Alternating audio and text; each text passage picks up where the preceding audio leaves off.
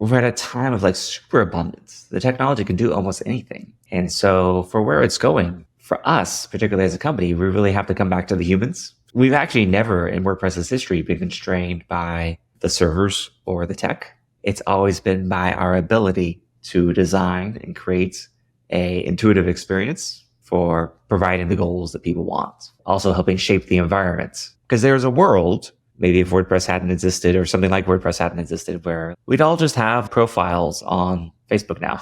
That would be the web page. The idea of sovereignty over your digital identity is so critical and key. I want to live in an ownership society, not a society where someone else owns everything and I'm just kind of borrowing. That's not freedom.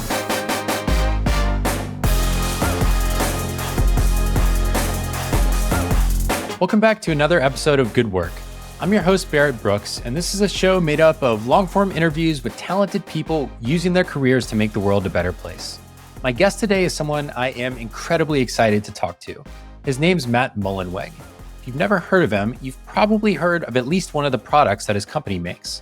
He is one of the founders of WordPress.org. He's also the founder of Automattic, which is the umbrella company for the for-profit side of WordPress.com and many other products that you probably use and love. Things like WooCommerce, Pocket Casts, and a ton of other stuff. Day One, the journaling app. I was excited to talk to Matt because he's been in startups in the startup world for 20 years now, since he was quite young. I think 19 or 20 was when he got a start. He's now 40. I talked to him right in the middle of his sabbatical, which is the first sabbatical he's ever taken. He took 3 months off from his role as CEO. So I caught him at a really unique time in his career. And he's someone that I really look up to and admire. He informed a lot of the ways that I led when I was the COO at ConvertKit. WordPress piloted and really was one of the leading thinkers in remote work and asynchronous work and in kind of transforming the way that we go about building organizations. And I think that's really unique. So I wanted to hear from him on how he became the person that he is today, how he built WordPress, and just many of his ideas about life and leadership. So please enjoy my conversation with Matt Mullenweg, the founder of Automattic and WordPress.com.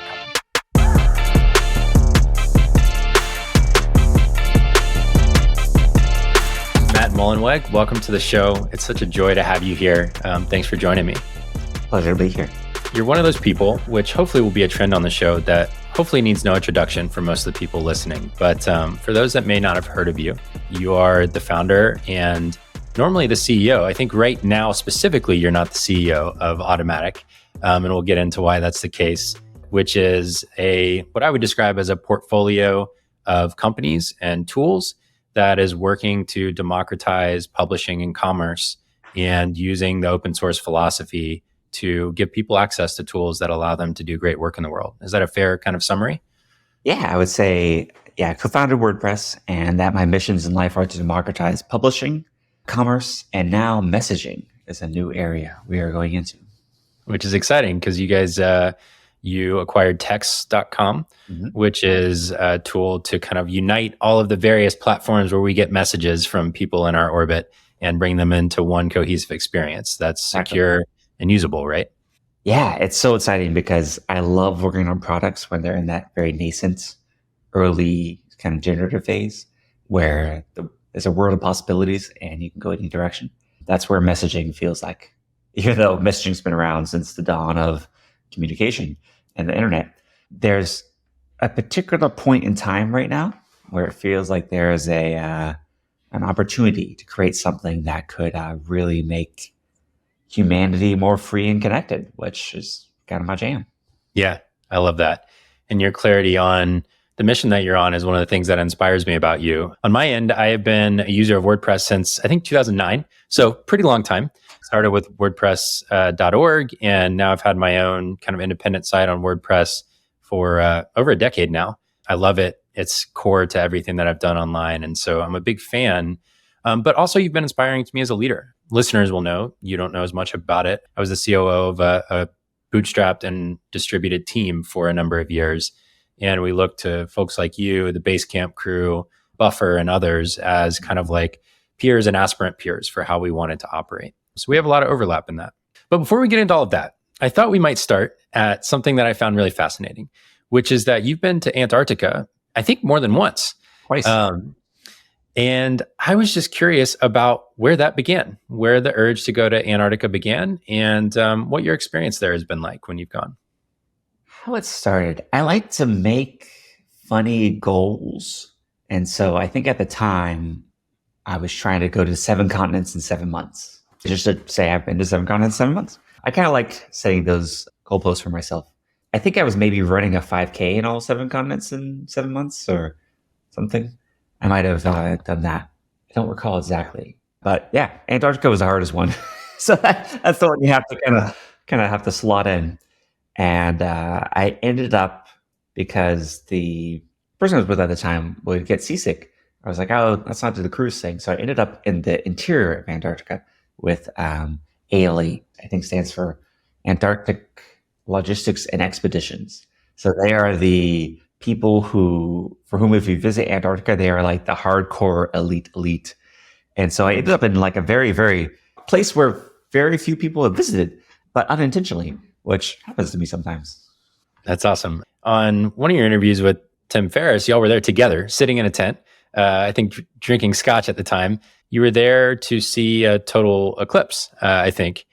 Yeah, so the first trip was for the 7 continents in 7 months. And while I was there, someone mentioned that there was going to be a total solar eclipse over a penguin colony in 2021. This was 2014. And I said, well, can I book that now? They said, well, it's 7 years away, I guess. So I just kind of like did it right then. I was like, okay, 6 people. I was 2 people at the time. And yeah, so 7 years later, returned.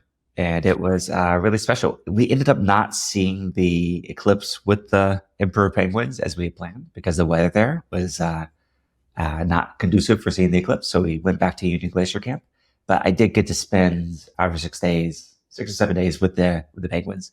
And it forced me to unplug, which is very hard to do now in the age of Starlink. So it like really, I actually truly was off the internet for that trip. 2 days. Yeah. Yeah, that's pretty beautiful.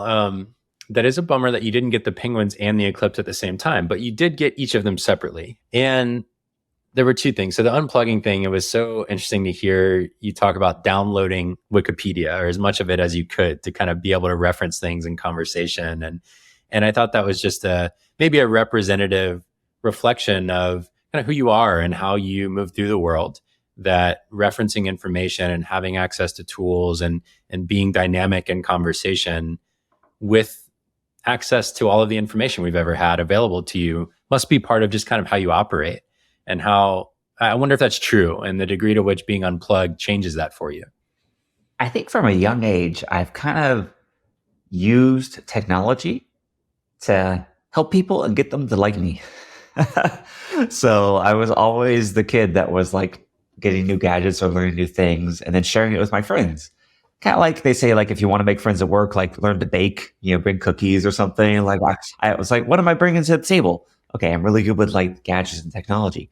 So, how does this manifest? I like to joke that my love language is Wi-Fi. Sometimes I'll go to friends' homes and I'll fix their Wi-Fi or like reset up the access points or, redo everything, and cable in charging. I have a life motto, ABC, always be charging. So, what's the very best cable or USB plug or different things? I kind of go pretty deep on these. And it's actually one fun thing being successful. Well, I didn't have to be that successful, but like from a place of scarcity where I grew up, we had very little money, to the point where I was like, oh, I could just order 4 different USB chargers and compare them, and weigh them on my micro scale and see which one is the heaviest. And so like, it's kind of like how to spend money to provide happiness, because money does not equal happiness at all. But finding things that you can spend that provide you some generative joy, I think is always a delight. And for me, that's kind of testing gadgets and then sharing the best ones with my friends. Yeah, I love your what's in my bag posts and just like your little obsessions with tools and just like their utility, the things that they unlock. It is about the tool, but it's really about what they unlock for you, is what I gather from it. That it's like this progressive process of having access to the things you need to enjoy yourself the most that you can, to be able to work from anywhere, some of these other things that you value. And there's something very core there that's also at the core of open source. Like, hey, I did this work. Let me share it so you don't have to do it again. You Yeah. know, Yes. it's just like sharing the cables or publishing, like what you learned or what you do with like you learn and you podcast and everything like that. What Tim does, learn and share, Yeah, is a really nice loop. for sure. Because also I'm not always right. And so sometimes when I share, someone's like, "Oh, there's this way better cable that you didn't know about." I'm like, I never heard about that. Like, so Yeah. if people start to follow you because you're sharing things, you'll also get the collective intelligence of all the people that are following you, which, by the way, all the people that follow you are way smarter than you will ever be Yeah. collectively. Collectively. So that Right. that can become a really nice loop too. Yeah, I love that. I remember the first moment of like my similar moment to you realizing you could buy 4 cords was when I realized that I could buy a separate set of toiletries for my DOP kit for my travel bag. Oh, yeah. And then I didn't have to repack it every trip. I could just like have Yeah. 2 toothbrushes, which seems ridiculous. A toothbrush is what, $4, $3, $2? And it felt like this little luxury that for some reason I had not embraced because of, whatever background and just scarcity or a different mindset. And Yeah. then all of a sudden it made packing that much easier. It's like, it's already there. Yeah. That moving from a scarcity to abundance mindset is, I think, one of the biggest unlocks. And it's interesting because for each person, it's going to be very personal. One of my breakthroughs was actually buying a saxophone because it was kind of like when my parents bought me the saxophone that I ended up playing. It was a Mark VI Selmer saxophone from, I think, 1959. And this was like, it was a really big lift for them. They saved up and like it was instead of a car, like it was, a couple $1,000s. So as a child, that had so much weight and gravity for me that then later when I was like, oh, I think I'd like to play a tenor instead of an alto. Oh, I could just buy that. And actually the big unlock for me was that I was able to use points. So I had enough points on my credit card. I was able to buy a saxophone with the points. And I was like, huh, okay. Like, okay, I can do stuff for myself now. That's okay. Yeah. Oh, I love that. Yeah. I have so many memories like that now. For me, one of them was growing up, my dad always wanted, he had that scarcity mindset, even as, so my mom was the breadwinner. She was an entrepreneur. And as I got older, they had more resources available. But when I was younger, they were like lower middle class. And then they kind of rose maybe to upper middle class. So we had everything we needed. But also when I went shopping for basketball shoes, for example, we were buying the on sale stuff. And so I had this moment, similar to your saxophone moment, I don't know, 8 years ago, when I realized I could buy, within reason, whatever pair of Jordans that I wanted, which was like always what I wanted forever. I just wanted one pair of Jordans to play basketball in, and I never had one. And so somewhere around the age of 30, I realized, oh, I can just buy myself a $150 pair of shoes, which from where I came from, that would have been a lot of money. And now, it's not nothing, but within reason, I can do whatever I want on that end. And there is this unlock to that. It seems stupid because these are hobby things. It's like a pair of shoes, a saxophone, but I do think they represent an aspect of, number one, mindset, and number two, identity. They become a way of like unlocking these little pieces, maybe re-embracing these little pieces of yourself along the way. And then you discover that doesn't provide happiness. Stuff can be quite a burden. Yeah. Your stuff starts to own you. Yeah. You get too attached to it. Like it can become its own sort of other thing.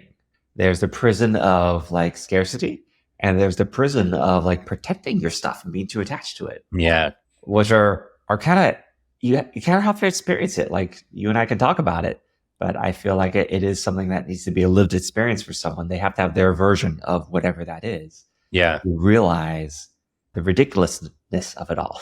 Well, it's like the hedonic treadmill thing. Eventually you have to choose your enoughness and choose what you really value. And that's been the rebalancing act for me, is you get a little bit more freedom, and then you come back to, okay, but what does that mean for me? And how do I want to access that intentionally? The saxophone thing, though, I want to use that as a jumping off point because that's not an insignificant part of your life. I mean, you're a musician, and saxophone and jazz, and okay, so you shake your head a little bit, but I mean, you grew up a musician, right? I mean, you've played on stage and you performed, and it's a core part, I think, of what shaped you. Yeah. Yes. Maybe just talk a little bit about that, like what role music has played in your life and playing music. I'm so glad, and I feel like it's something I've been trying to support more. is music education, because there's something kind of fundamental to the human condition and soul that happens with music. These vibrations do change our mind. They literally they can change our mood. You can play a major chord or a minor chord, and one sounds happy and one sounds sad. Like, what is that? Right? And when you study it, there's the overtone series. So these are actually based on like perfect ratios. It's like almost like physical laws. So there is a beauty to music, which sort of is the same as like a beauty in math or beautiful formulas. And that's why I love artists like Jacob Collier, who are actually now like making music with these perfect ratios.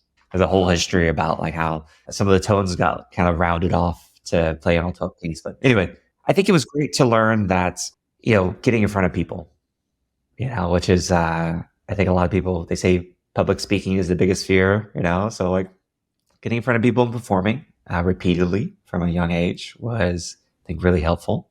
Collaboration, because I think every human should have that experience of whether it's, rowing or being in a choir or being in a band, like you can tell when you're not all in sync and how good it feels when you are. And there's equivalence of that in every human endeavor, whether it is a marriage or personal relationship or a team building something together. And we use these different metaphors. Rowing is one I return to often because it's very accessible. But when everyone's not rowing the same direction or hitting at the same time, you're not as effective. But when you all hit at the same time, like it's kind of magical how fast you can go, just slice through the water. And I see teams like that. As we talked about companies, other things, scaling. I did a lot of organization and ran different groups when I was younger. But as these start to become larger, and all of a sudden I was at the head or responsible for things that weren't just tens of people, but hundreds or thousands or now tens of thousands of people, how to scale that orchestration, how to make sure everyone's rowing in the same direction. Or you don't really make sure, but how to at least give them the opportunity to be on the same path. Right. Yeah. I mean, there's so much of that, and you lose control. You like progressively lose direct control over it. And so it becomes much more about influence and systems and ways of being in some ways. And, one thing you talk about is jazz. And you've both played some jazz and obviously have been a listener of it for a long time. So my wife and I, we moved to New York for just under a year in 2018. I was going to go to work for a mutual friend of ours named Seth Godin. And that became its whole own story that I won't go into. But one of the things we did in New York was we went down to the Lincoln Center, and there's like a Coca-Cola theater down there where there was a jazz performance one night, a three-person jazz performance. And I had never seen jazz live, but we had a table up close, and I was struck by the level of vulnerability I felt being close to the performers and how intimate it was to be watching these people perform. And jazz is this other thing entirely, even than seeing, it's one thing to see like a singer-songwriter. They've written their songs, they perform them over and over, they know what they are, and they're doing it again. Jazz is not that. I guess to some degree, you could be performing improvisation. Which I love. Yeah, so I would love to know from your view, as I know what it felt like watching, from your view, having performed in that way before. What is that like to be trusting in that way and to try and build that rhythm together? Yeah, I mean, that's the other thing is like there's amazing solo performances, but you ask any musician and playing with someone else is always better. The kind of things you can create together and the surprise. So with improvisation, there's a structure, but then you're making it up as you go along, and you mess up, you make mistakes, you kind of catch each other, you respond to each other in real time. It's just very, very intellectually engaging. At some point in my 20s, I had because I was traveling all over the world, going to all the word camps in the world, and I would deliver the same talk. So at some point I delivered the talk so many times, I got bored of it. And so I was like, okay, I'm now just going to do Q&A, because it was nice, because then I never knew what was going to happen. It was a little more improv. Now I'm trying to actually go back and deliver the same talk sometimes, because I think there's a space for both. So I have to surround myself with people who are a little more organized, because I am a little bit more of that chaos jazz energy. So I need folks who are more like the COO, operationalize, make things very organized to complement my very random generative self. Yeah, that makes sense to me. I don't know if I realized that there is kind of a baseline structure to jazz. Can you talk a little bit more about that? Like, what is that structure that is kind of in the background?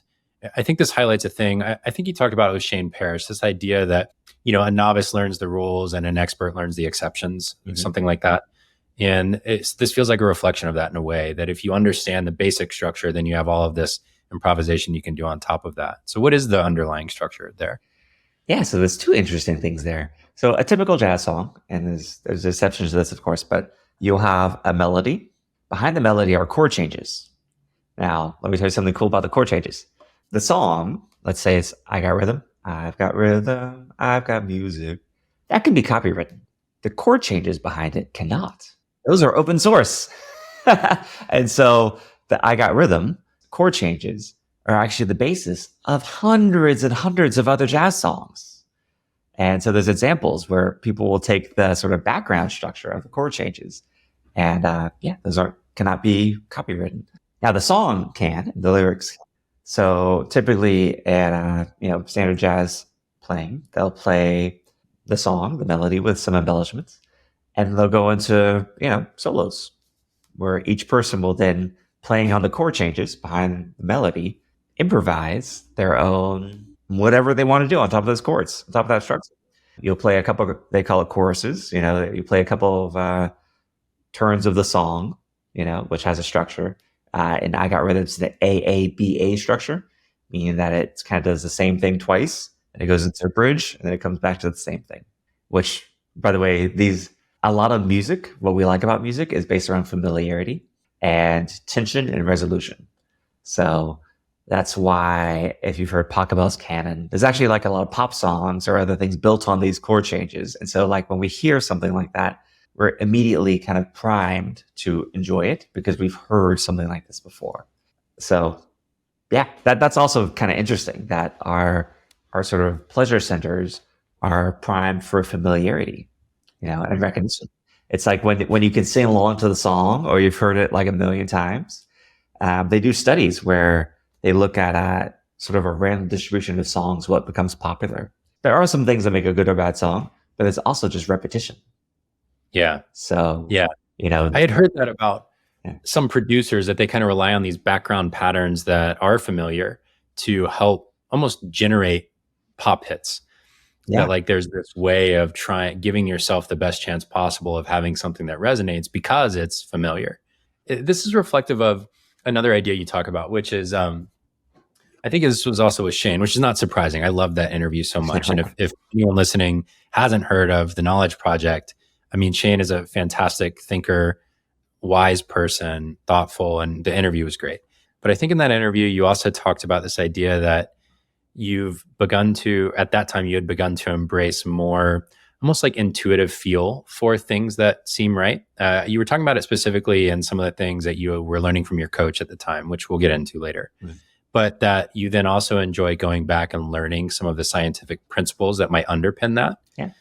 This feels like an example of that there's like this intuitive enjoyment of patterns and songs that the untrained ear might just enjoy from an intuitive, like body feel standpoint. But then that there is a deeper understanding to, there's a deeper like scientific principle to on some level. Which is fun to dive into. Why do we like something? There's typically a reason. And a lot of it's in evolutionary biology or how the neural networks of our brain form, where pathways that we use more are kind of more grooved and things. And what's interesting is this works for good and bad things, right? Like you can have bad habits or addictions as well that get highly grooved patterns that can be hard to break. There's a really fun book called Why Buddhism is True. And it's not actually a religious book. It's not someone Robert Wright is the author. He's a science writer. So it's not a book trying to convert you to Buddhism. It's sort of looking at things that, through perhaps trial and error, there's some wisdom in how Buddhism describes the mind and what we've learned from actually neuroscience of how like the different chemicals like dopamine, oxytocin, et cetera, work in our neural networks and the firings of things. So I find that kind of fascinating because all around us is billions of years of evolution. And we are the tip of the spear of all of that has happened. you know, Going all the way back to, single cells divided, and how amazing that we are having this conversation now through like internet and if you really start to think about it, it's like kind of incredible. All the layers that are built up that allow us to even do what we're doing now.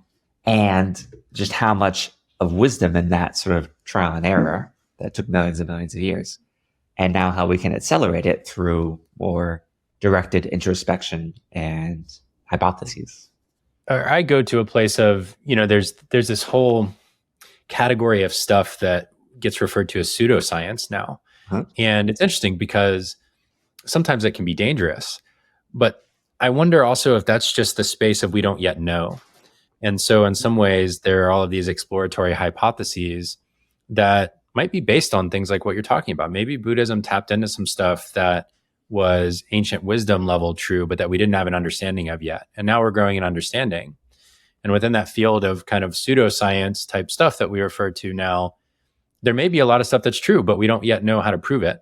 And there might be a lot of stuff that's false. And so there's this interesting gray area as we're trying to develop this learning where it's uncomfortable to admit we don't know, but we might find out. And we have to have the hypotheses before we can find out. It gives you a lot of humility, Yeah. Not unlike looking at the ocean or looking at the stars, is Yeah. when we look at how much we don't understand about even just consciousness, the big question of consciousness, which I enjoy because, you never run out of things to do. Life will never be boring, and you're really only limited by your curiosity and drive. It might have been, I don't know if it was Mike Maples or maybe Jason Calacanis, but one of them referred to these two categories of people of like know-it-alls and learn-it-alls. They referred to you at the time as a learn-it-all. And I really loved that as an idea. I mean, I identified with that I'm just insatiably curious. What's what makes podcasting so enjoyable to me. It gives me this like targeted way to learn so much about a human being, but also the topics that they're interested in. But that seemed to resonate with you at the time. And I wonder if that still resonates with you of kind of being a learn-it-all and having this natural curiosity that leads you down rabbit holes and that you relate to over time. If that's still a piece of how you identify. Yeah. The fancy way to put it might be epistemological humility, right? But I've always been surprised. The smartest people I've ever met or read about, whether it's Richard Feynman, reading about him, or like a Stephen Wolfram, meeting him, how unembarrassed these folks are to ask dumb, quote unquote, dumb questions because they really want to understand things. And they're not shy to say, like, what does that word mean? Or what does that acronym mean? It can sometimes expose that we use a lot of abstractions without actually understanding what they mean. So maybe we use an acronym without knowing that it stands for something. And if you know what it stands for, maybe you'll understand it better. Or when someone does have the deep understanding, you can kind of get to the, build your mental models and sort of the lattice work of mental models that Charlie Munger talks about to understand the higher level concepts based on some lower level things. A concrete example of this that, it's interesting because when I go and do prep for a conversation like this, it's like I get to hear 10 years of your life, 20 years of your life, but in a condensed period. And so I get to kind of see this like lifeline almost of what you've shared in public. And one of those lines within that of learning was on AI and hearing how your perspective grew and changed and shifted over time from, I think in an interview 8 or 9 years ago, it was already a prominent topic. And it was fascinating for me to go back and realize that that was the case. But at the time you were referring to it as like, we're still 15 years away from it being really impactful on society. And right now you basically have some machine learning models that can do a little bit of stuff occasionally. Like maybe it can help out with support volume and some other things like that. To now, I think maybe in 2021 or 2022, you spent kind of a year reading academic papers about AI to really try and go deep and understand it. And so I just love you to kind of unpack how you thought about that. Like what was your approach to really trying to go deep on this thing that seemed like it really was going to become big and now is? When it seems like there's a new area that I'm really ignorant in that I need to like catch up on, my hacks for trying to like bootstrap a little bit are through people. So I try to just kind of search around or look for what might be the Podcast actually is a good distillation of a lot of things. Maybe guests that appear on multiple podcasts. So like you apparently, thank you so much, by the way, for listening to all these different podcasts I've been on over the past 20 years. I should probably do that at some point and go back and listen to my old self. I could probably learn something.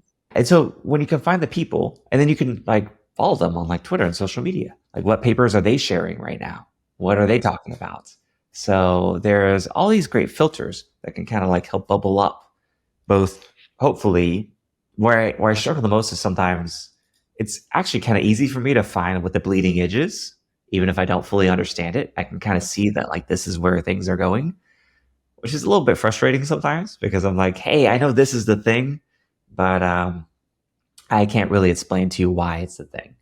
I had a partner, a close friend, go through breast cancer last year, had that BRCA2 mutation, and I was able to discover like a lot of things that were on the edge of that latest treatment, even though I couldn't fully explain the ATP pathways or the energetic thing. Like I felt very much, I was very much aware of how I was kind of floating out a little bit, but there's kind of a zeitgeist that you can see around like who are the researchers, who's promoting, who's publishing, who's like what's being referenced to get a sense for it.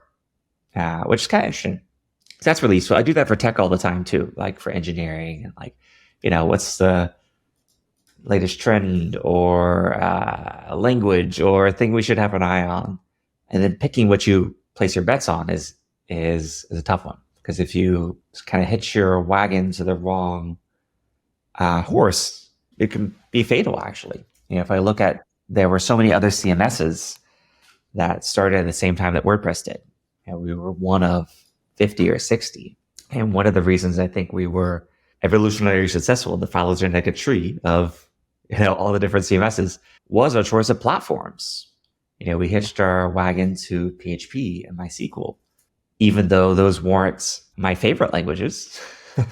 I kind of preferred Postgres or Python or, at the time, but there was a practicality to them and the way they were able to be distributed and available, especially on these like $2 or $3 a month hosts, so cheap and easy to run them in different ways. That was the reason I was like, okay, we gotta, we'll make it work. And so even though like this language is, has some things that I don't love, let's make the best of it.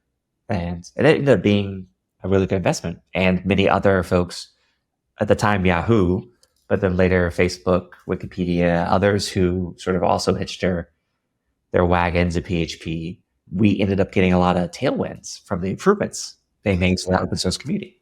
So for example, when PHP went from version 6 to 7, it basically doubled in performance. So as a startup, this means that all of a sudden that saves me tens of millions of dollars of CapEx, like servers I don't need to buy, like literally.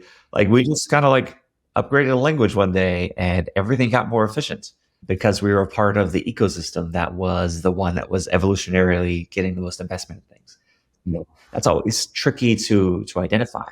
And there's some things I really, really love, like Erlang, that are so robust and so amazing, but maybe didn't have that same or Ruby. Actually Ruby is probably a better example. Ruby has it now with Shopify and others, but like at the time it didn't yet have enough of that backing that the core engine was getting the improvements that you kind of got some of this for free optimization and tailwinds on you, which again, that means you don't have to raise money, lose equity. That means that can have all these downstream effects. It's a technological decision, but maybe that meant I didn't need to raise money at an opportune time, which meant I would have lost control of the company, which meant maybe Automattic wouldn't be where it is today. Or, there's all sorts of downstream impacts of what might seem like a very disconnected decision.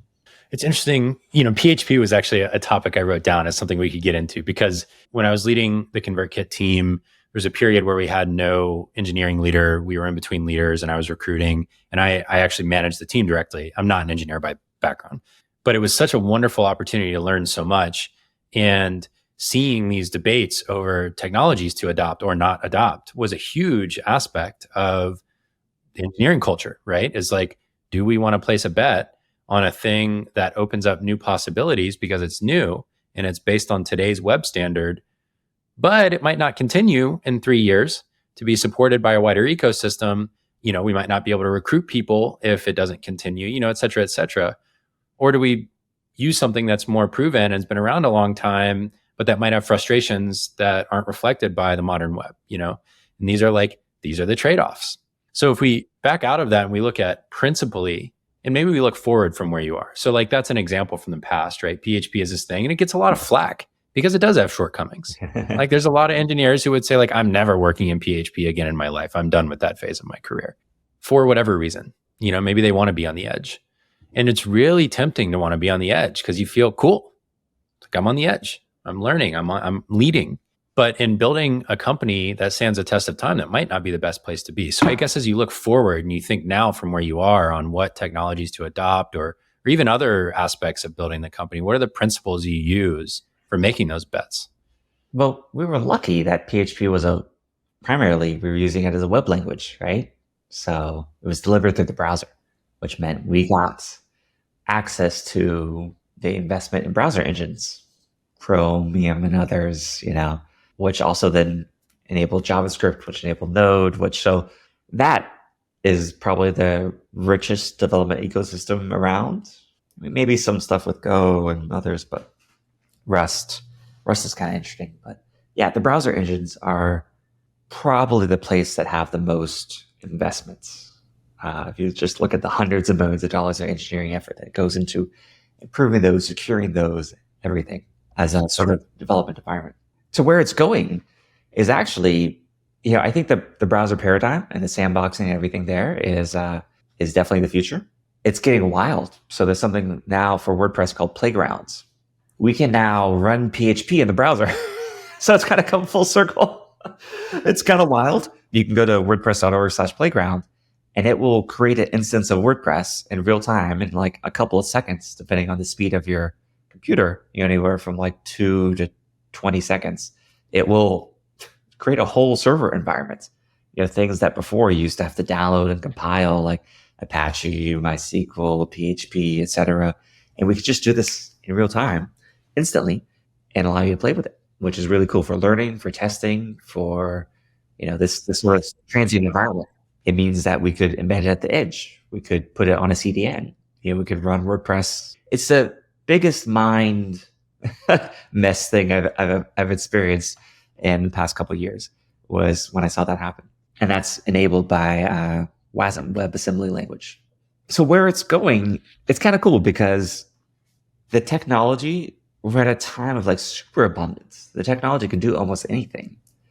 And so for where it's going, for us, particularly as a company, we really have to come back to the humans. We've actually never in WordPress's history been constrained by the servers or the tech. It's always been by our ability to design and create a intuitive experience for providing the goals that people want. Also helping shape the environment of what's possible, where people should expect. Because there's a world, maybe if WordPress hadn't existed or something like WordPress hadn't existed, where we'd all just have profiles on Facebook now. That would be the web page. That's kind of what happened with China and WeChat. Web pages aren't really important. But the open web movement, which WordPress is a contributor to, has really fought hard for why it's important to have a domain and a website and all the things that opens up for, not just for the big folks, the google.com and the facebook.com, but also everyone else, all the way down to individual blogs or publishers. And, Seth.blog or Tim.blog or FS.blog, right? to refer to Seth Godin, Tim Ferriss, and Shane Parrish, who we've talked about earlier. Their websites can then become whole portals. And so their archives, their ecosystems. For Seth and Tim, we actually create a little chat bot where you can chat with their archives. And that's pretty exciting. And that's not something that you might get just on a Facebook profile page or a Twitter profile page. So the ability to really own and control that enables a lot more innovation and continuity. Also ownership. The idea of a sovereignty over your digital identity is so critical and key. I want to live in an ownership society, not a society where someone else owns everything and I'm just kind of borrowing it. That's not freedom. And I worry about that as we particularly move to the cloud. What can we do to give more power in the hands of people And luckily Moore's law and all the cool stuff that they're doing with chips and everything, I think will help this. Our ones on computers we're using really a fraction of the capabilities of them right now. And I'm very excited to unlock more local computing, distributed computing. Yeah, there's so much here. I mean, I think in your latest State of the Word address, you talked about data portability as something that y'all really want to work on as a priority. And, in my context, we kind of got our asses kicked a little bit by Substack, to be frank, at ConvertKit. I mean, ConvertKit's a great business and it's not going anywhere. And that's the beautiful thing about how it's been built, about how we intentionally built it while I was there and how Nathan continues to build it. But Substack had a lot going for it, But what's interesting is they're taking an open platform, which is email, and building lock-in on top of it. And now ConvertKit's started to move that way as well. So I don't want to act like it's like good and bad or anything like that. But if you look at things, small decisions like you don't pay for a number of email addresses on the platform, or you didn't used to on Substack. In a way, that's a lock-in feature. Yeah. Because all your other alternatives are that you do pay for it and you're dependent on the Substack ecosystem for your site, your forms, your email hosting, sending the emails, publishing your posts. It becomes these little pieces of lock-in along the way that make it really hard, even if technically you can export your subscribers. It makes it really hard to move. It makes it really hard to maintain control. And that's always made me nervous. There's something I really love about, not to like toot WordPress's horn, but I love that about my site. Like barrettbrooks.com is mine. I can plug any email into it. I can publish when I want. I have control over the format. There's just a lot of good stuff to be said about owning it.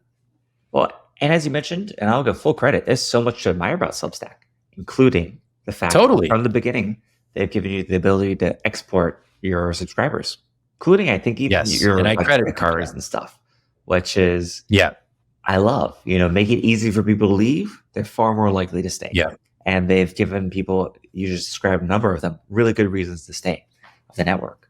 But what's beautiful about business is the most, I think Jeff Bezos said it, and I call it the most terrifying phrase ever uttered, which is, your margin is my opportunity. It's so true. So, Substack has created this amazing ecosystem and they have a margin, 10% or whatever it is. It's different for probably the biggest publishers.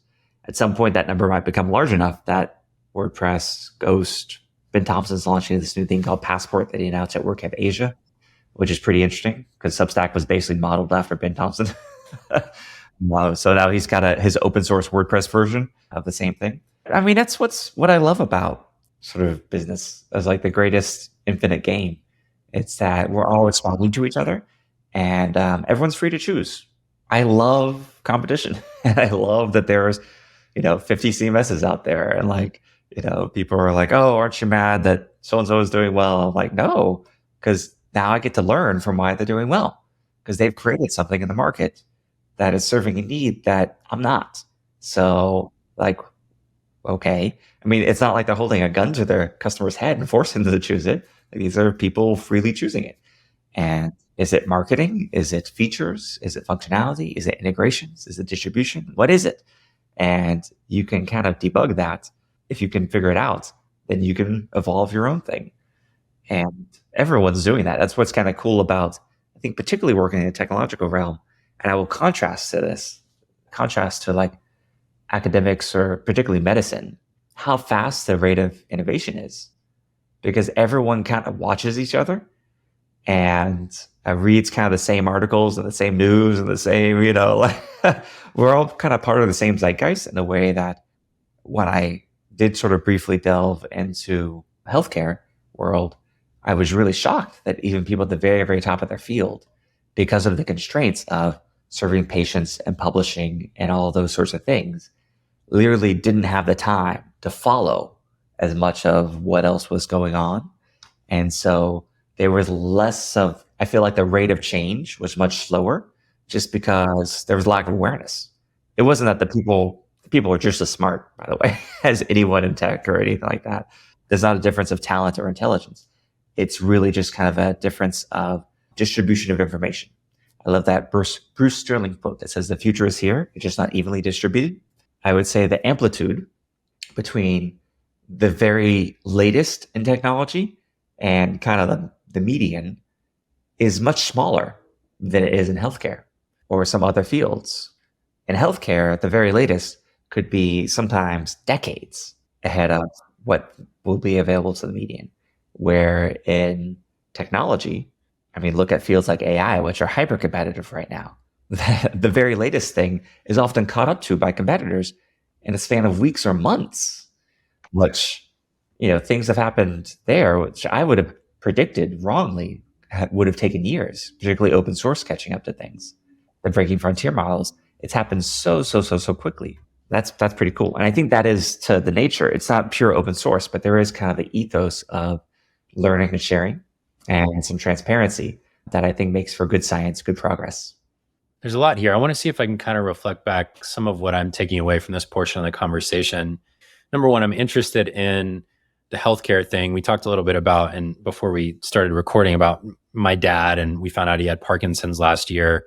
And they're in Central Florida, which is largely the healthcare system is built around folks who are older in age. Mm-hmm. And so there's a lot more kind of managing, like symptom management type stuff, almost like managed decline versus like ideal thriving type healthcare. And I hear the protocols they're following for his treatment, and I think, oh, they're managing his decline. That's what's happening. Yeah. They're not trying to apply the latest in that field to helping him feel the best he possibly can and optimize for quality of life as long as possible. So there's the whole personal dilemma of like, how plugged into that do I want to get? To your point about like doing the research on the breast cancer thing, right? But there's this other thing where, how do you solve for distribution of information in fields that aren't technology? I think about, I interviewed Packy McCormick for the podcast. He'll be one of the earlier episodes. And he based one of his articles on an article by Stuart Brand called Pace Layering. And so Stuart's I love Stuart Brand. He's awesome. If you've never heard of him and you're listening, there's a whole world there that you could start to explore. But the concept he shared as pace layering is that there are these layers to society, and they have different rates of change. And so you might have nature, operating on timescales of millions of years, the planets, and then it goes all the way up to technology. And healthcare might be somewhere kind of like at the infrastructure layer, where the rate of change is just not very fast. And there's a reason for that. You need good baseline structures in healthcare because they do provide a baseline level of benefit.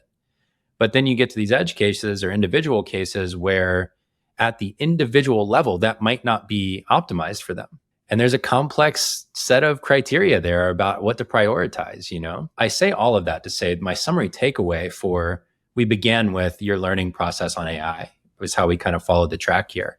You're thinking about, I think, what applies here? There's like, what's the edge? But then it's what applies in my business? And then how does that relate to the human value that we provide to our customers, to our team? And therefore, how do I make decisions as a leader that optimize for the appropriate things and not just the bleeding edge?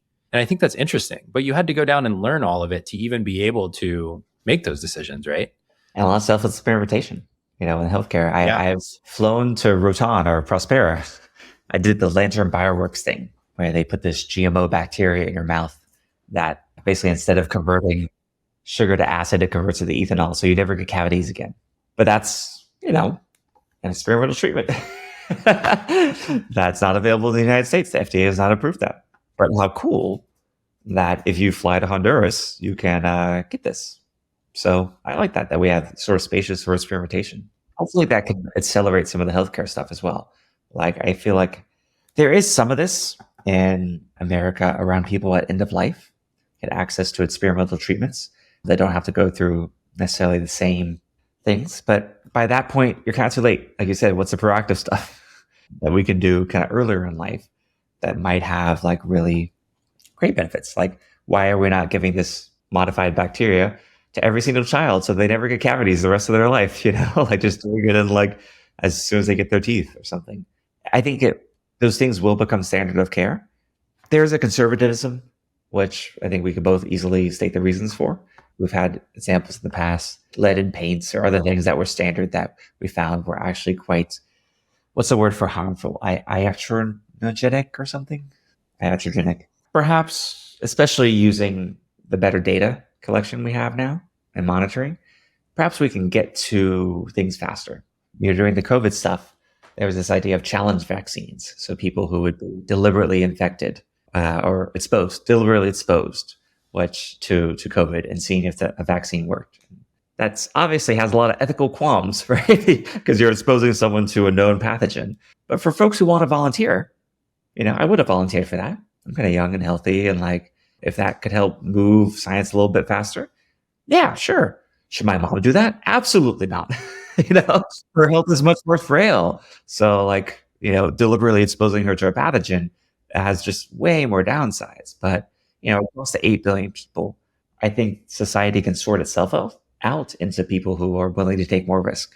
This is our firefighters, our police officers, our military, our other things to protect the rest of us. So finding the scientific equivalent of that, what are the people who are maybe willing to subject themselves to, perhaps having a negative downside, all the radiation that people who were exposed to, who worked on the Manhattan Project before they realized how bad it was, many of them dying of cancer and other things. But it moves science forward in a really great way. What's our equivalent of that today? And we maybe have gone too far on the safety side. As long as it's informed, I think it's fine. There's some terrible examples, including that the U.S. government's done in the past, where they ran experiments. AIDS treatment and things like that. It's wild stuff. I forget the name of it, but it's on Wikipedia, where they drop the pathogen across a wide area to test a biological weapon. There's some wild stuff. Opposite of agency. So let's not do that anymore. But if we can do this informed and controlled with transparency, I think that could be kind of interesting. There is wisdom in the precautionary principle of, if you can test for efficacy, it is better to test for efficacy before you go put something out all over the place. But there's this trade-off between that precautionary principle and getting the data on the efficacy. There's a middle ground there you have to move through where there's uncertainty.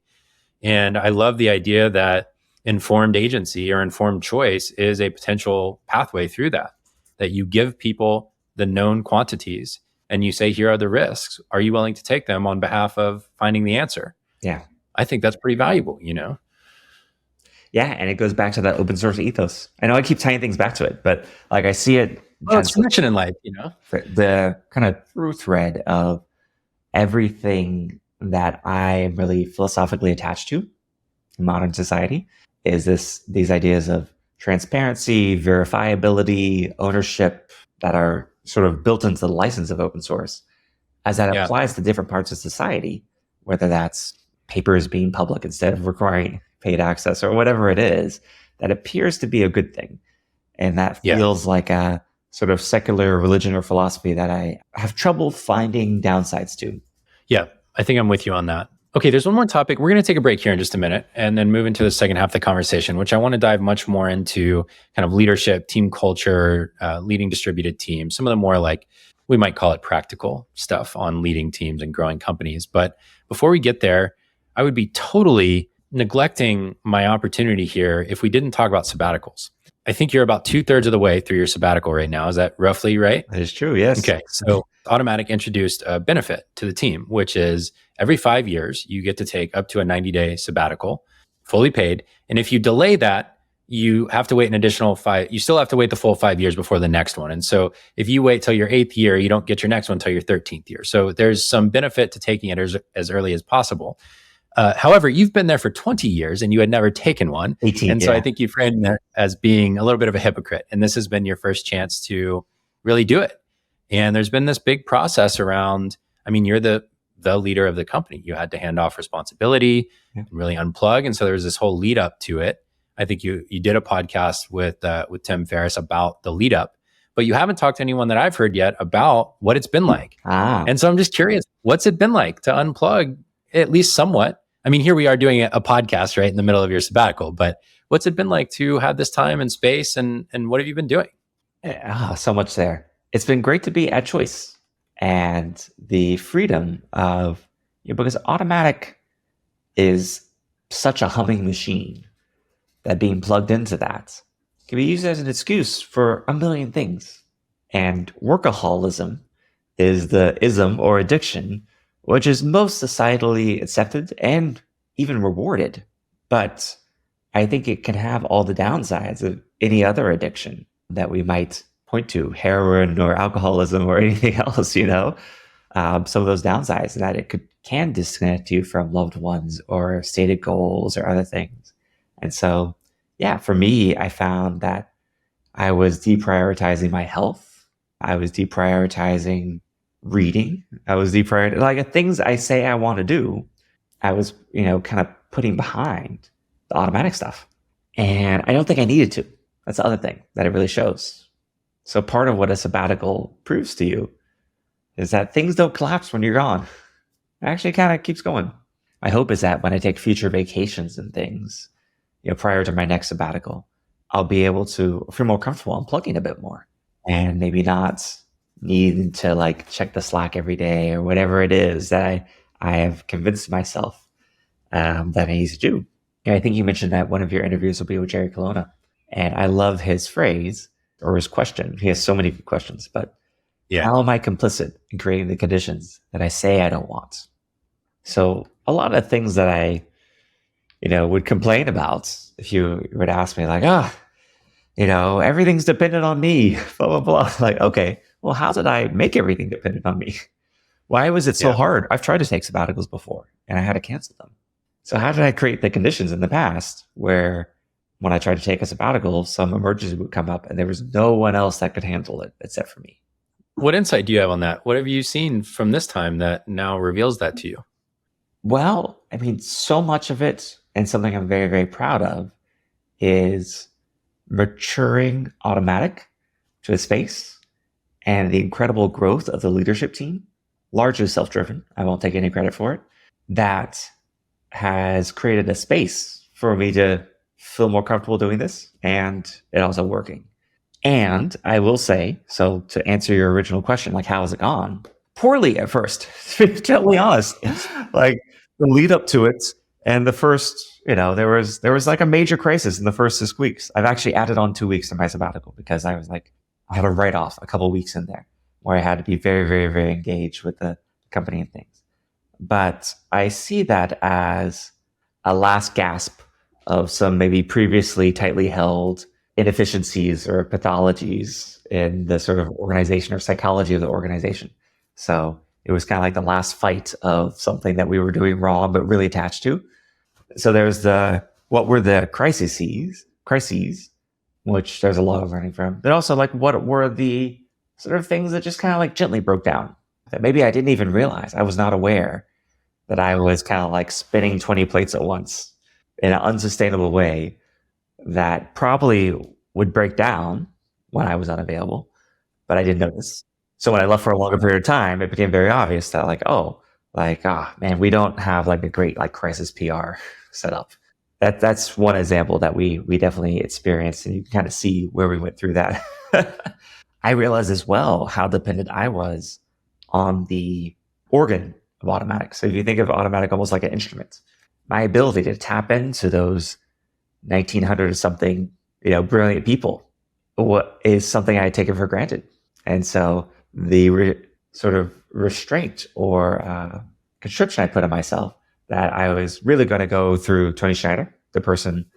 So all of a sudden, instead of I could talk to 1900 people, I'm talking to one, sort of reduce the bandwidth of my access to that instrument in a way that I messed up a lot. Like when there's a whole Tumblr thing where I kind of screwed things up.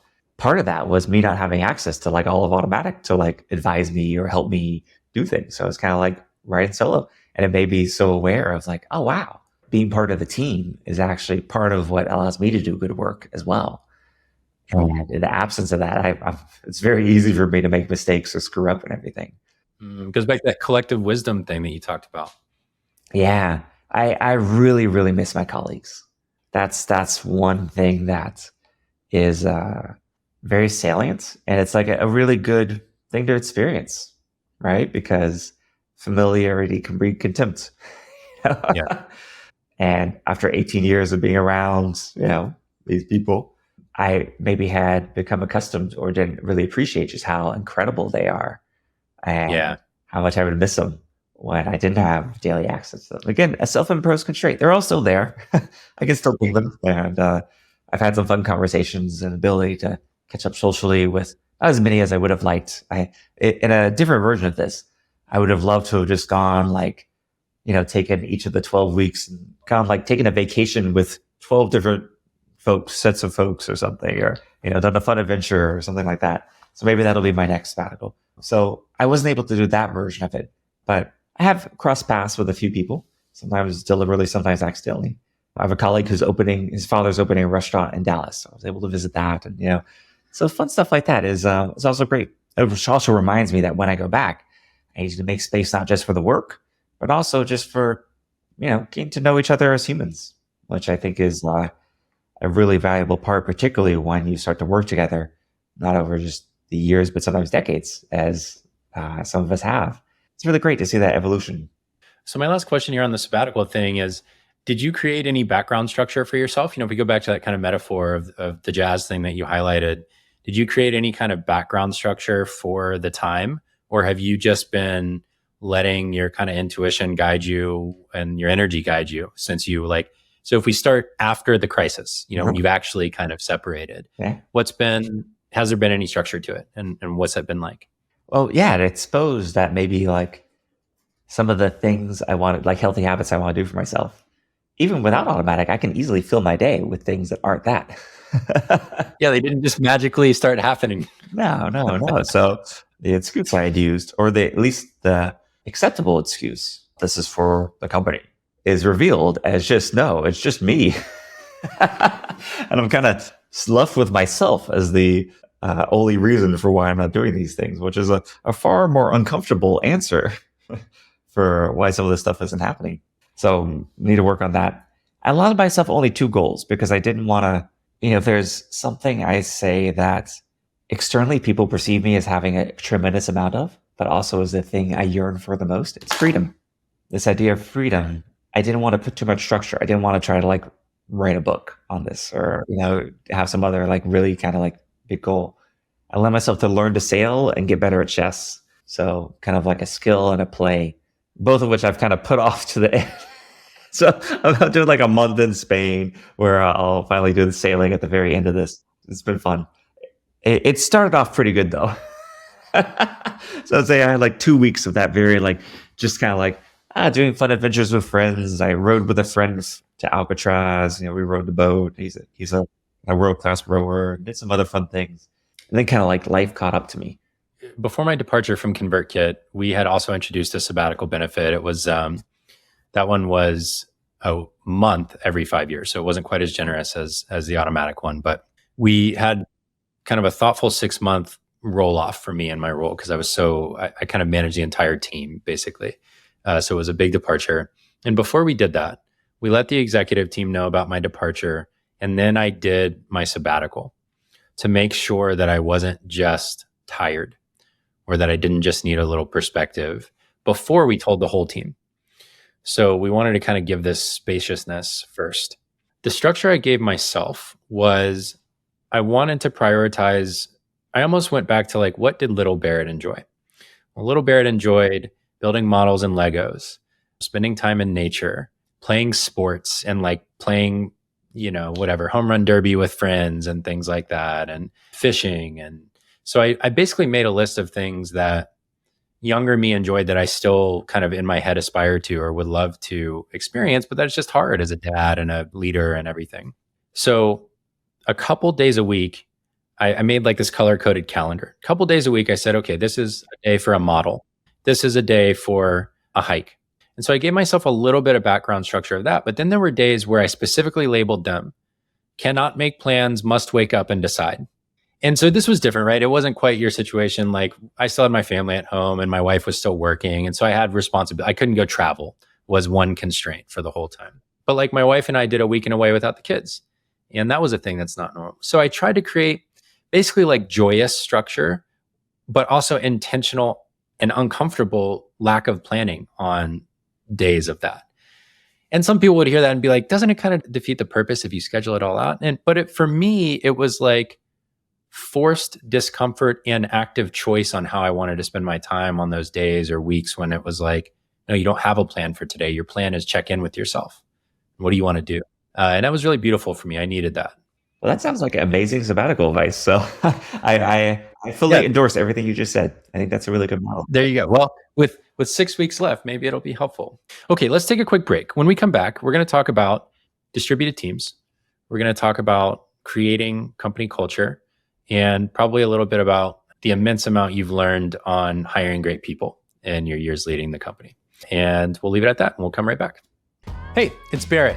You've reached about the midpoint of this conversation, and while we take a little break for station identification, as they say, I want to tell you about two things.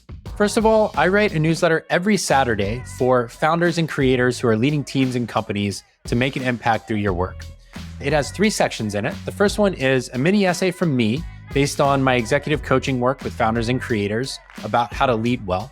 It has 3 long-form essays or links from around the web that will help spark new thoughts to help you lead better. And it has 1 quote from a meaningful book that I often find myself recommending to friends and clients. All the feedback I've gotten so far is that it hits exactly on the kinds of issues that founders, CEOs, and creators are facing every day in their work. So if that sounds appealing to you, make sure to go to my website at barrettbrooks.com, and you can subscribe right at the top of the homepage. That's BARRETTBROOKS.com. The second thing I want to tell you about is that my day job, I actually do have a day job, I'm not just a podcaster yet, is as an executive coach, as I just mentioned. I work with founders of Series A startups and later, and with creators who are doing at least $1 million as a solo founder and are now thinking about growing a team. The uniting commonality between the founders and the creators I work with is that you've reached a point in your business where you know you're going to make it. Actually, you're doing quite well. And now the question is, how much do you want to scale? And what are the leadership challenges that you're going to face along the way? This work is based on both my training as a coach and in my work as an operator and growing my old company ConvertKit from $3 to $30 million in annual revenue. If you're a founder or creator who might benefit from coaching, or if you know someone who's looking for a coach, I'd love for you to check out my site and my coaching page at barrettbrooks.com/coaching. You can learn everything about how I work as a coach and also fill out a form to have an exploratory conversation if that sounds interesting to you. All right, that's all I got for you right now. There's no sponsors for the show at the moment, so consider me your sponsor. Let's get back to the conversation for the second half. Matt, welcome back. Took a little break, maybe grabbed a drink, ran to the restroom. I want to talk about leadership, and I want to talk about the company. We talked a lot about, my framing for the first half of this conversation, and a little more than the first half, was kind of like, I try and build this mental map of who the person is, like, who is this person sitting across from me? And so we talked about music, and we talked about travel and your sabbatical, just a lot of the things that I think have shaped you as a person through my eyes, which I only have a limited bandwidth on. But I also have a lot of admiration for how you lead and the philosophy from which you lead, or the philosophy from which I perceive you to lead. And it seems very altruistic and optimistic and hopeful. And I view kind of the realm that you've created, the ecosystem that you've created, the Marvel universe that you've created, both in Automattic, but also with Audrey, your investment fund, as being this kind of ecosystem of hope and openness, is my take on it. And it connects back to this mission that you have of democratizing publishing, commerce, and now messaging. I wonder if you can kind of recall when you first felt attached to this mission at the personal level and where that came from for you. Or first felt attached to it. I feel like I was pretty lucky to get internet access, kind of unfiltered internet access relatively early on. And so I was on news groups, Usenets, forums, Slashdot as a news site, sort of exposed me to like some of the world of open source. A site called Corrosion with a K. That was an early kind of news aggregator, and kind of like a small hacker community in Houston, which Wired Magazine, at the computer store, like these little like portals, 2600, like these little portals into like a different world. So it wasn't really media, actually, probably, that as a kid, you pick up that magazine or you pick up that, or get referred to that website, and you're like, wow, there's a whole other world out there. I never would have known otherwise. And that could be a bit of a rabbit hole towards a new way of thinking or a philosophy, or, So that was probably some of it. So you first got involved. You branched off of this open source tool called P2, right? Me too. Yeah. Originally to create WordPress, and that was the beginning. But you were only 19, and so you've been at this. I think you just turned 40. Is that right? Yeah. So you've been at this over 20 years now. I wonder how your connection to that mission has kind of matured over time. So you get these early seeds and exposure, and you talk about your dad introducing you to computers and kind of like playing around with computers with him, and so there are a lot of these early roots that kind of built towards. Only in hindsight does it make sense, probably, but at the time you can see the seeds getting planted, and now you've been at it a long time. How's your relationship to the mission grown and changed? Like, how is it maturing from where you are today? The good news is that I was lucky to have picked a few things, the themes we've talked about, open source, freedom, choice, like that have remained actually quite true. I think that if I had to say my perspective now, or what I'm a little bit obsessed about, is actually security and how to increase security in a digital realm, because computing is built on so many layers of abstractions, and all of these layers are written by humans. There's bugs in all of them, from the top level application you're running all the way down to like the CPU. There's ways it can work that are unintended. What does it mean to create like secure communication or privacy or like protect these things that I think they're fundamental human rights? And if we can't, maybe do we have to think about what society is like without those, where everything is just transparent and accessible? What does that mean?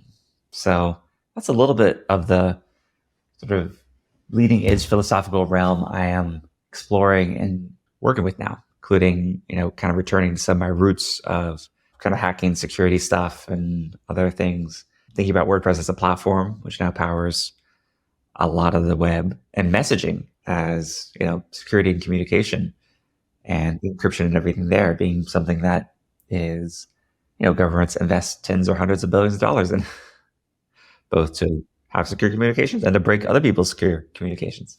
So those are interesting realms to be playing in. I don't love it. Because it's much more adversarial. I do kind of prefer the positive sum aspects of publishing and kind of the core WordPress mission, which is publish. Yeah. And is it because there's kind of like a bad guy on the other side? Like the need for security implies a bad actor in some way?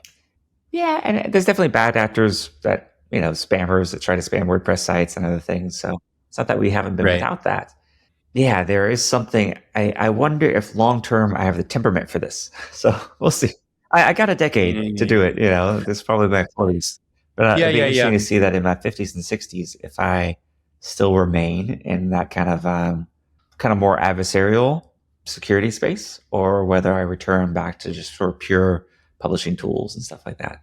That's really interesting. Yeah. So kind of noticing in this moment how it is changing, how your relationship is changing, and what that means. And you don't know. Who knows? Maybe it'll become really fun. Maybe it won't. Yeah. Social media is another thing that, with Tumblr has provided great joy, but also like great sorrow. The dynamics of running a social network are far, far more challenging than I would have ever predicted. Because I kind of assumed that the network of WordPresses was social, and so I knew a bit about it. But I truly attune social networks, and the dynamics that can happen with reblogging, things going viral, is a totally different beast. So I think I've learned that lesson. I think Elon has learned that lesson. It's quite challenging.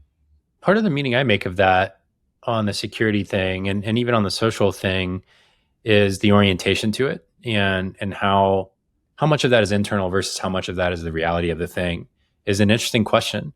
And so an offer I'd make to you is, I wonder if there's a very affirmative and hopeful orientation to it, which is that in a way, I look at security, like I use Signal with many of my most important conversations with friends, because there are some things that I just want to know, like I can explore my thinking on.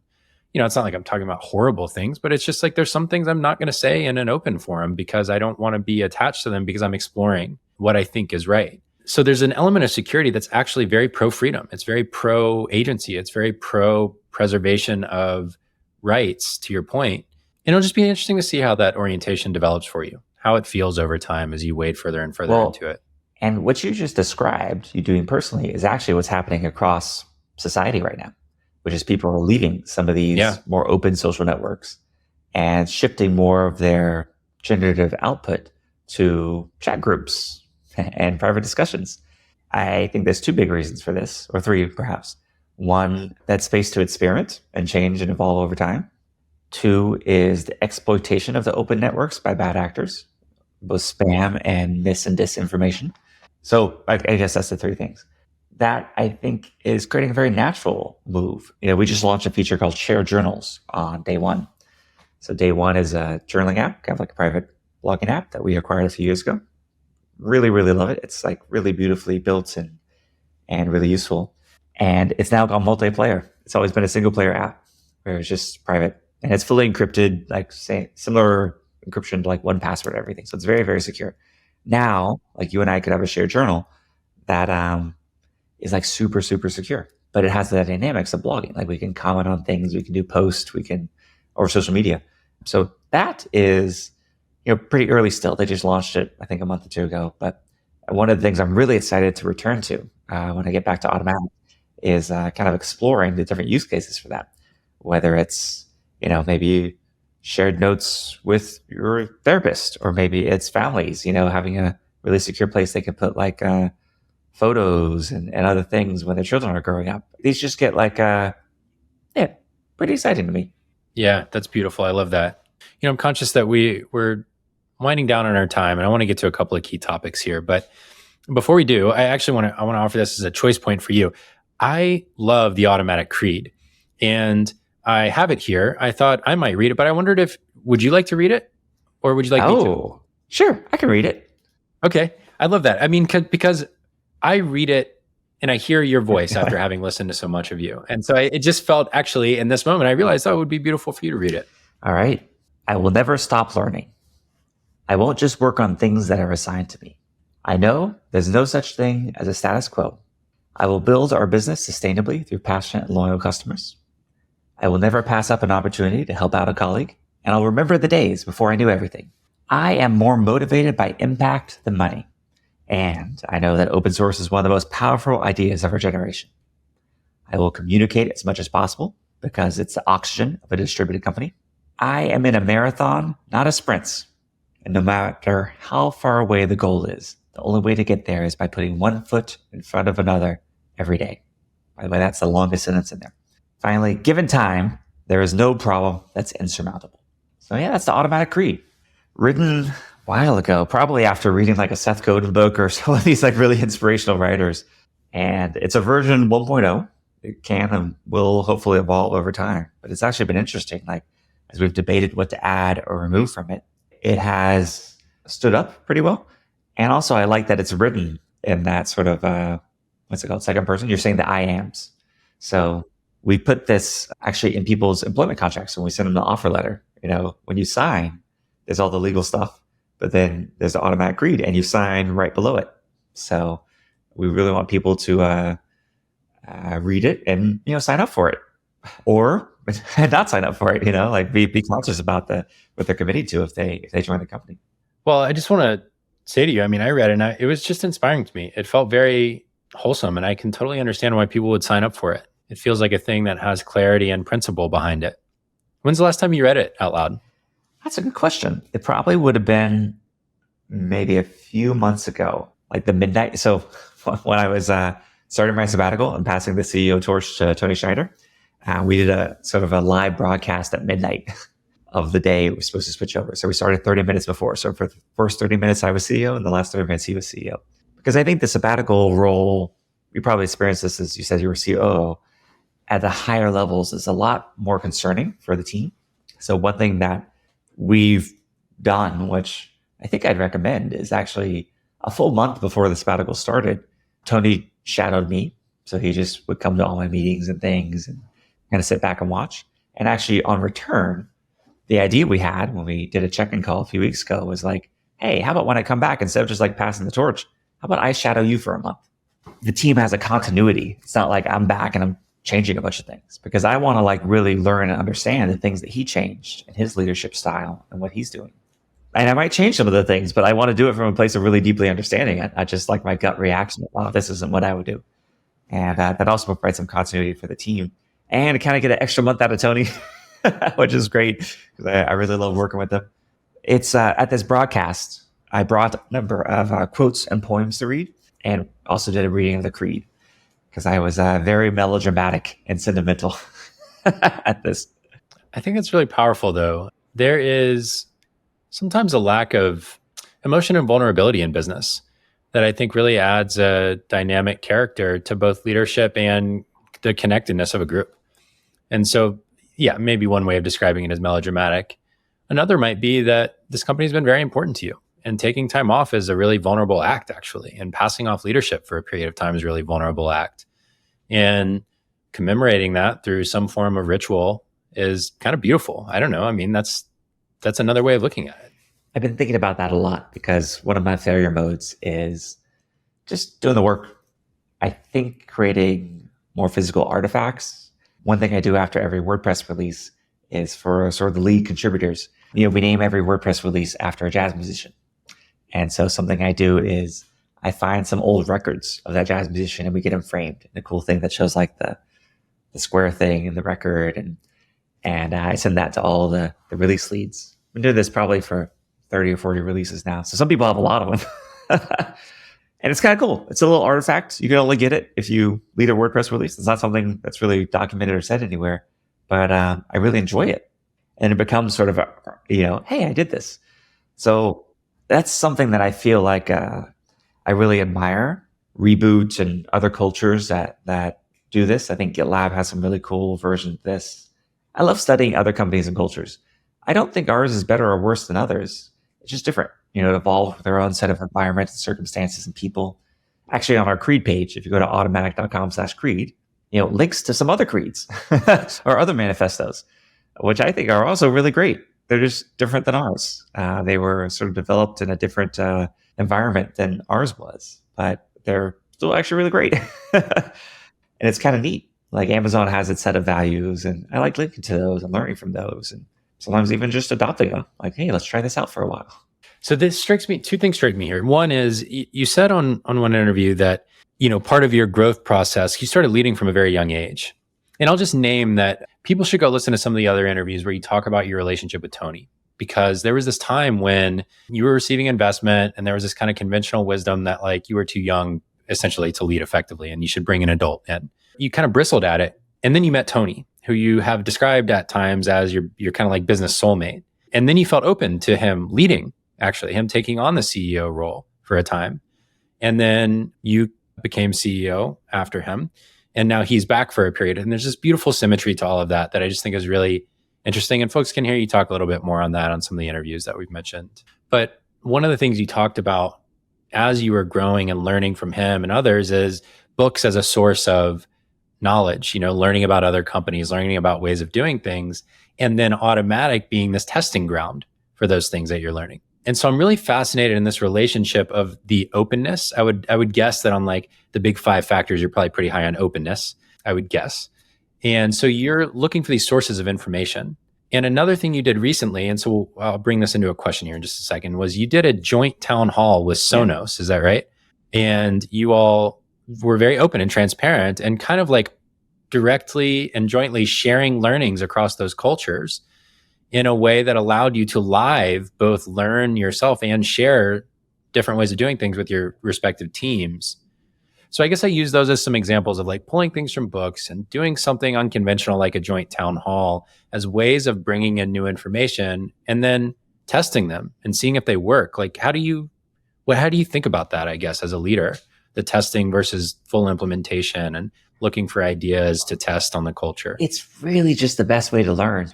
It's not possible for a variety of reasons, but I bet if you were to take like the CEOs of, say, Apple and Google and said like you could wave a magic wand and trade roles for 6 months, that would be something they'd want more than anything else in the world.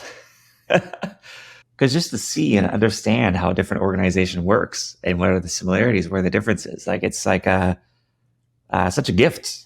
And so, Patrick Spence, the CEO of Sonos, he's a leader I admire and a company I admire the products, really love. It was nice though. It was kind of the perfect fit of like, we're not at all competitive, right? Apple and Google could never do that, right? Because they compete so much. So we're not at all competitive. We're not ever going to be in the same spaces, but we share a lot of similar values, even though we're in very, very different spaces. And so that was, we ended up being able to do some of this open sharing between our executives and ourselves. I've always really appreciated, I feel like CEOs get access to a lot of this. There's a lot of CEO groups, or there's organizations like YPO, like Young Presidents Organization, or Henry Crown Fellowship, that do some of this peer-to-peer sharing. That's some of the best learning I've ever been involved in. And I've really appreciated, I was part of a coaching program with Joe Hudson for a while, but it was a cohort of 10 or 12 leaders. And, I really appreciated that him as the coach really made the primary way we were learning was from each other, not just, top down. It was really kind of peer-to-peer exercises and learning, which I really, really enjoyed, because you'd be talking to someone and, the thing that's holding them back is just so obvious to you and so invisible to this brilliant person across from you. And then you realize, oh, that's exactly what I'm doing. I have these blind spots in my understanding that, like, wow, it's like so obvious to everyone else, but like, I just can't see it. So that reflection is really, really powerful. And you can really only get it through engagement with others. It's kind of like why every writer needs an editor. It doesn't matter how good a writer you are. You can be the best in the world. Something about the editing process, and it really needs to be another mind, another human, or LLM. It exposes things that you would never, ever see otherwise. All right. So I want to ask you one more kind of functional question here, and then I've got two typical wrap-up questions that I use. There's so much here we're not going to get to, which is classic. That's the beauty of a long conversation, is there's so much you get to cover that wasn't expected and so much that we could keep going on. But one of the things that you talk about is what you've learned from doing so much hiring. You've now got in the neighborhood of 2,000 people on the team. You've reviewed who knows how many applications at this point, and really refined a process for finding good people. And this was an interview that was many years ago, 5 or 8 years ago, where you said there were 4 of these key qualities that you looked for in people that were non-technical. They were more like inherent qualities that someone's developed, and non-teachable. And they were, as you shared them then, work ethic, taste, integrity, and curiosity.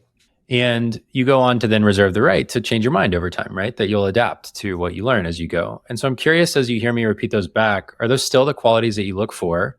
And what have you found are reliable ways to search for them in people? Yeah, I still like those 4. It might be missing some things. Maybe there's a few things that could be added there. So it's not a comprehensive list, but I fully endorse at least those 4. As much hiring as I've done, the thing that gives me a lot of humility is no one bats 1,000 in hiring. No one. And so there is a trial and error process. And working together itself, like any relationship, is something that needs to evolve and grow. And sometimes you grow together, sometimes you grow apart, or needs might change over time. So I now try to approach it with a little more lightness, meaning that I used to really beat myself up on a hire that didn't work out, or missing someone, that I really wanted to hire.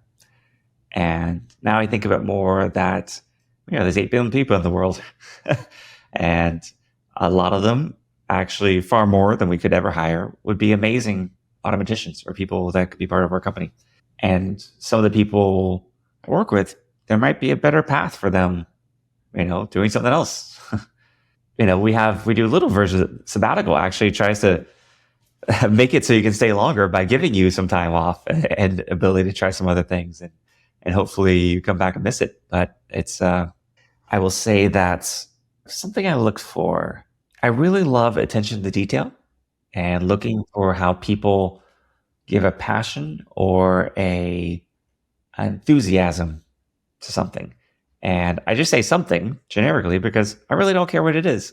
It doesn't have to be that you spend all your nights and weekends coding or whatever it is. It could be, he's not a colleague, but he's a fellow contributor to WordPress. As a fellow who spends a couple of months of his year doing the most amazing Christmas light setup. So much so that like in his neighborhood, it becomes like something like the cops come out and volunteer to like sort of direct traffic for everyone going by this because he has like hundreds of thousands of LEDs all synchronized to music and stuff like that. Like that's a cool obsession. And so if you can be obsessed and do that to like a world-class level, you're probably going to be able to do other things at a world-class level. And how you do anything is how you do everything. There is that, I think, imbued in those four things: the taste, work ethic, integrity, curiosity. There's some synergistic effects when they're all in place that creates, I think, a really high quality of outcomes. Doesn't mean you don't fail, and successful people fail constantly, but it's more like, what is that kind of path and how much of like a really good set of things have you found in your life? So as you sit here, you mentioned you might add a couple things. Is there one or two that immediately come to mind that now feel at that level of essentialism? I think I said attention to detail. That might fall under taste, but it's not necessarily under taste. But there's a conscientiousness that I really appreciate. Something I am curious to explore more that some other companies, including Coinbase, are doing some fun stuff around, or famously Bridgewater, is more standardized testing. Not as like a pass-fail thing, but more just like, hey, let's be aware of what might be our natural inclinations, some of which we can probably change, some of which maybe we should just work around and build a team around different strengths. And, whether that's silly things like Myers-Briggs or, the equivalent of like the quizzes you would take in magazines, or more rigorous quizzes and testing that have perhaps more data and science around them. I kind of like the idea of just giving people a ton of these, totally opt in, and sharing the results. We did one executive thing. I forget the name of the test, maybe the Harrison assessment or something, where we gave a whole executive team that. I just published mine. I was like, here's my results. They're good and the bad. Here's the things it says I'm bad at. Here's the things I say I'm good at. Because like, it's just me at the end of the day. So my flaws and shortcomings, hopefully I'm aware of. And also y'all should be aware of them as well. I love this kind of concept of a README that some people publish. Just like a software project you download might have a README. A lot of people are doing these personal ones. I think that's actually kind of a really cool concept. I haven't done one for myself yet, but I'd like to. Again, not as a fixed mindset, like this is unchanging, but maybe this is just kind of the state of play on the ground right now. This is the state of reality. And here's kind of what I've learned so far in the 40 years. And hopefully it's something, a document I can update over time. But maybe this will help shortcut, save you like 6 months of frustration of getting to know me. Okay, so I'll give you an option between the two closing questions I usually use. One of them is, I named the entity, this isn't what I operate the name under, but the formal name of my entity is called Unbearably Beautiful Futures. And that's tribute to the idea that, there's a lot out of our control, but we have so much ability to impact things positively in the world and to use our careers and our work to do that. And I think you're a great example of that. And so the first option of a question would be, what is the future that would be kind of unspeakably or unbearably beautiful that you're trying to work towards and what you're building? And the second question is more on the personal level, which is, who are you as a human, as a leader, becoming at this point in your life? And so I wonder if one of those resonates more for you as our kind of closing question here. Yeah, what would be an unbearably beautiful future? Thanks for sharing that. That's a cool name. For me, that would be that we can have all the benefits of what we get from centralized technologies like social networks, messaging, etc., in a way that gives us a lot of independence and sovereignty over our digital lives. And hopefully that can go to the rest of our lives. So yeah, if all the coolness of like a Twitter could happen in a fully distributed open source fashion, that'd be pretty special. And I think it's possible. The second part of how I'm growing as a leader, I think the biggest thing for me this year is definitely going to be the sabbatical, the lead up to it, the experience of it, and then coming back from it. And that kind of forced unplugging in space is really forcing me and the organization to confront a lot of things we might have just been allowing to be the status quo. And the Creed said there's no such thing as a status quo. But, we're all the biggest hypocrites. Like, we totally have status quos. We have so much we do just because that's the way we've done it before.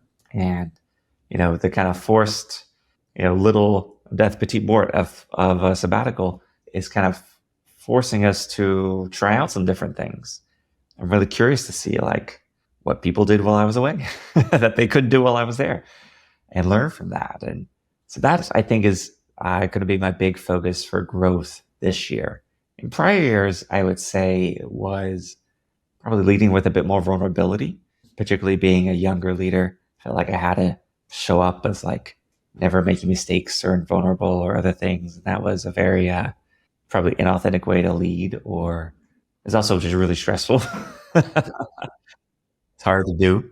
And I found that sharing some of my struggles, in a container, in an appropriate way, has actually been really freeing for others and really helpful for myself, because then others who maybe have gone through similar things can then share their versions of it or what they've learned.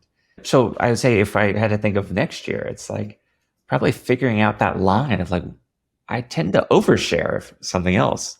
And I've experienced some downsides of that too. So like kind of figuring that out for myself, like what I have a desire to share everything. Yet, as I just described, I've experienced some downsides of oversharing. So what does that sort of line look like for me going forward? And it's definitely shifted, from 19 to 40, what I blog or what I share. I used to post like every photo. I post every day photos of everything I did that day. And I don't do that anymore. It would be kind of fun too. What does that look like? And what are the contexts and spaces where it feels like really safe and helpful to do so? Like you said, like you maybe don't publish some things that you are perfectly happy to share in like group chats or DMs. So what's that version for me is probably what I'll work on next year. I love that. One mental model I've been playing with on that is sharing things even that can be quite vulnerable once I've had the chance to process them myself. So like not sharing before I've done the processing, because that I've noticed that can sometimes be received as a burden, that it's someone else's job to help carry that for you. Whereas when I share having processed and integrated my learnings, it becomes more of like it's okay to have experienced this kind of thing. Yeah. So I don't know. I mean, I certainly have people that I talk to that I do process things with, obviously. And that's like the inner circle too. Well, there is that downside, the pathology, that like vulnerability bombing. People who kind of like overshare really vulnerable things when they first meet you as like a way to build trust in maybe a way that's not like earned. Yeah, that's totally there. It's just this interesting human problem. I have a formula I love for trust, which is that it's communication multiplied by time. I love that so much. We'll wrap up there. I think that's a really wonderful way to wrap up. Matt, thank you so much for your generosity. 2 hours feels like a huge privilege to spend with you. This was really, really joyful for me. So likewise, thank you. Barrett, I love everything you put into this. And I'll just plug at the end my blog, ma.tt, and Photomatt, Photomatt, on all the social networks, Tumblr, Instagram, Twitter, etc. So if you'd like more, please follow me there. And I'll definitely be following your podcast and everything you publish. Thank you so much for reaching out. Thank you so much.